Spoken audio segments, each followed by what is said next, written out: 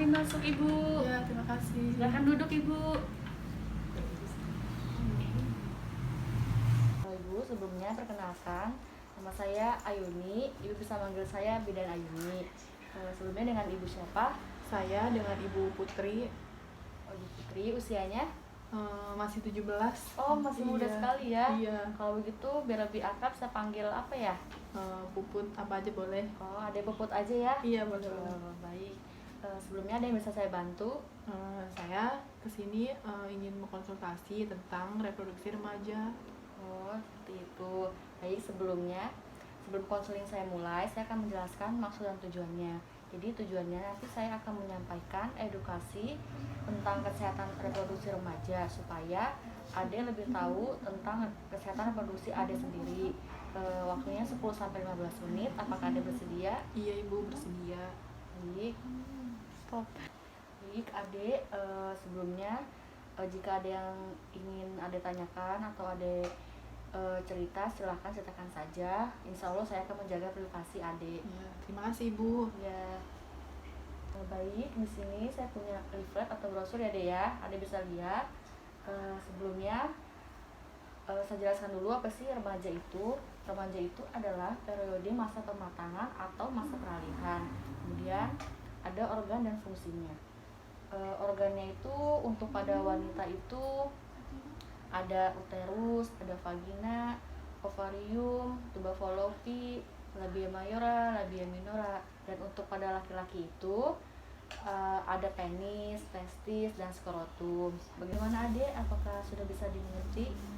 Ini Bu, saya mau nanya, tadi dari organ fungsi-fungsi reproduksi itu apa saja ya? Oh, baik.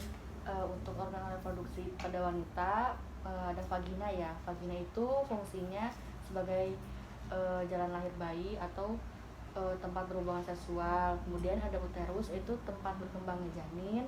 Kemudian ada ovarium, itu penghasil sel telur. Dan tuba fallopi itu saluran untuk sel telur masuk ke uterus atau rahim. Kemudian organ laki-laki itu ada penis, itu untuk berhubungan seksual dan jalannya sperma atau berkemih. Kemudian ada testis. Testis itu fungsinya untuk memproduksi sperma dan skrotum itu pelindung testis.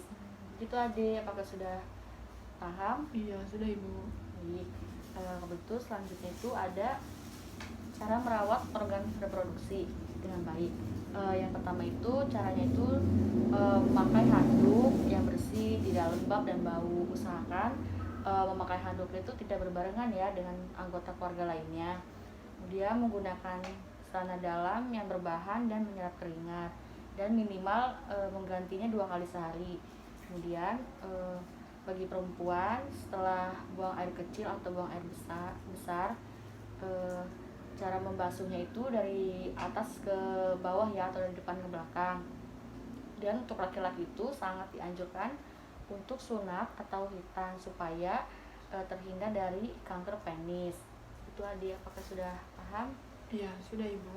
Jadi selanjutnya itu ada pubertas remaja. Perubahannya itu ada, kalau pada wanita itu dia mengalami menstruasi, sedangkan pada pria itu ditandai dengan mimpi basah.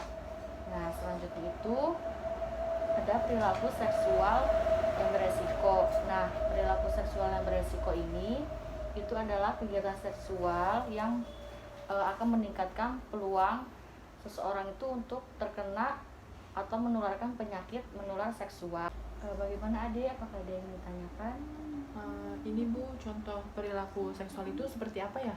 Oh, untuk contoh perilaku seksual itu ada kayak pemakaian kondom yang tidak konsisten, penggunaan alkohol, narkoba, atau bergonta-ganti pasangan, dan lain-lain. Masih banyak lagi, Dek. Seperti itu, Adek. Ya.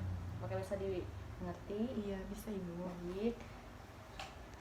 Baik, saya akan mengevaluasi Ade. Apakah Ade benar-benar sudah paham tentang kesehatan reproduksi yang saya sampaikan tadi? Apakah Ade bersedia?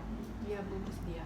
Baik, Ade bisa sebutkan bagaimana cara merawat organ reproduksi dengan baik? Tadi yang sudah Ibu jelaskan itu ada pakai handuk yang bersih, tidak bau, tidak lembab, dan tidak berbarengan dengan keluarga. Terus kalau bisa mengganti cara dalam 2 kali sehari. Nah, setelah buang air kecil atau air besar, membasuhnya dari atas ke bawah atau dari depan ke belakang. Iya, betul sekali Ade ya.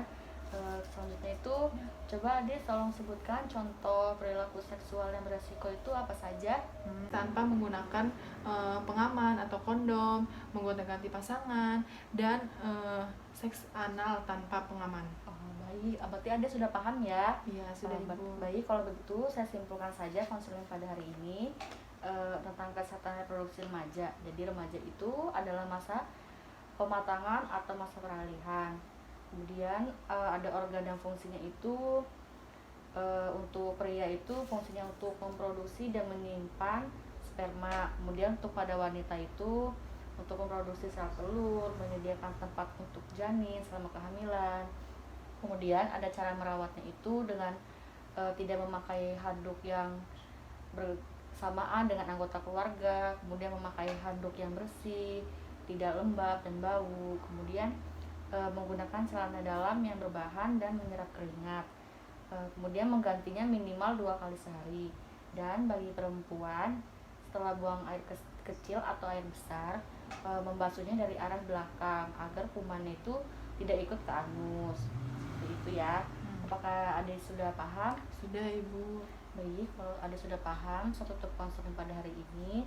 Jika ada yang ingin Ade tanyakan atau ingin konseling kembali, silahkan Ade datang kembali ke klinik saya ya. Baik Ibu. Baik Ibu, terima kasih. Saya izin pamit pulang. Iya, hati-hati di jalan ya, Ade. Iya, terima kasih Ibu. Iya.